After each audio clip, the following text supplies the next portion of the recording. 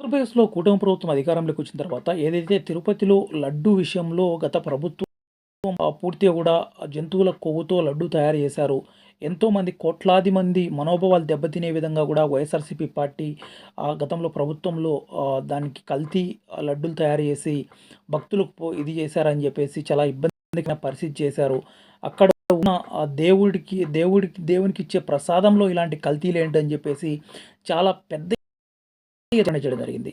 సాక్షాత్తం చంద్రబాబు నాయుడు గారు కావచ్చు, అదేవిధంగా డిప్యూటీ సీఎం పవన్ కళ్యాణ్ గారు కావచ్చు, అంటే ఒక రాజ్యాంగ పదవుల్లో ఉంటున్న వ్యక్తులు కూడా కాస్తన్నా సోయ లేకుండా ఏదైతే జరగని విషయాన్ని కూడా జరిగిందన్నట్టుగా కోట్లాది మంది మనోభావాలు దెబ్బతినే విధంగా వాళ్ళు మాట్లాడిన మాటలు అయితే ఉన్నాయి. చాలా దారుణమైన విషయం నిజంగా.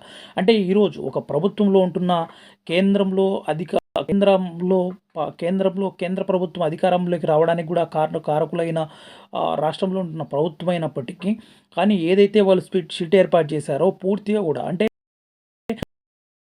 ప్రభుత్వం నుంచి కూడా కొంతమంది అధికారులు దాంట్లో ఇన్క్లూడింగ్ అయ్యి సిట్ ఏర్పాటు చేసి పూర్తిగా ఎంక్వైరీ గత ప్రభుత్వంలో జంతువుల కొవ్వు కలపలేదు, అలాంటిది ఎక్కడ కలవలేదని చెప్పేసి చాలా పెద్ద ఎత్తున కూడా క్లీన్ చిట్ అయితే ఇవ్వడం జరిగింది గత ప్రభుత్వానికి.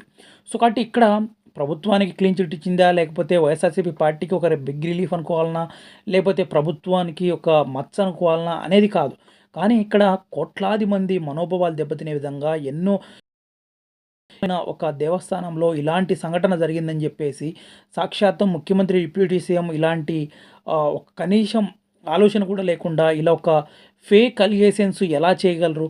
ఇక్కడ ప్రభుత్వానికో, ప్రతిపక్షానికో ఇబ్బందికరమైన పరిస్థితి కాదు. కానీ డెఫినెట్‌గా వచ్చేసి ఎంతోమందికి ఇబ్బందికరమైన పరిస్థితి యావత్ భారతదేశం అంతా కూడా దీని గురించి కూడా ఒక ఆలోచనలోకి వెళ్ళింది. అంటే ఒక పవిత్రమైన దేవస్థానంలో ఇలాంటి సంఘటన జరిగిందంటే అసలు ప్రభుత్వాలు ఏంటి? అది అసలు ఇది ఉంటుందా?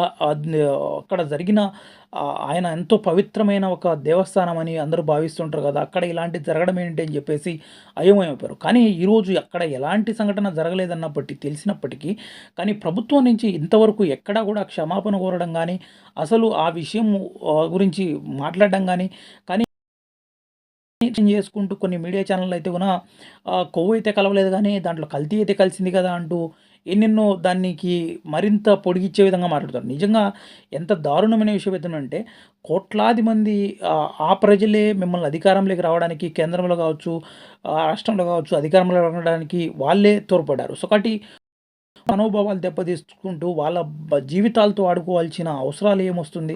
అంటే రాజకీయ ఓట్లు దున్నుకోవాలన్నా, రాజకీయంగా ఏదైనా చేసుకోవాలంటున్నా కూడా మీ పార్టీలకు సంబంధించి మీకు ఏదన్నా ఉంటే ఇది చేసుకోవాలి. కానీ ఇలా దేవుళ్ళ మీద పెట్టి ఉన్న అక్కడున్న భక్తులను మనోభావాలు దెబ్బతినే విధంగా చేయాల్సిన అవసరాలు రాజకీయంగా వాడుకోవాల్సింది చాలా సిగ్గు నిజంగా వచ్చేసి.